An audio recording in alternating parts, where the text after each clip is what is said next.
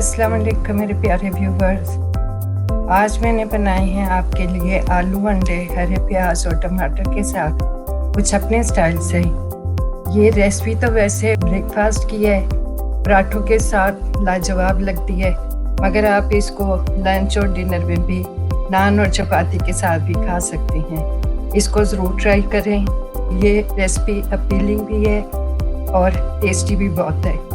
मेरी वीडियो पसंद आए तो इसे शेयर करें, लाइक करें और सब्सक्राइब करना न भूलें। बहुत बहुत शुक्रिया।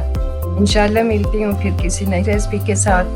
दुआओं में याद रखें, बहुत सारी दुआओं के साथ। अल्लाह ताला आपको खुश रखे, आबाद रखे और आपके दस्तरखान हरे भरे और आबाद रहें। अल्लाह हाफिज़। Love you viewers.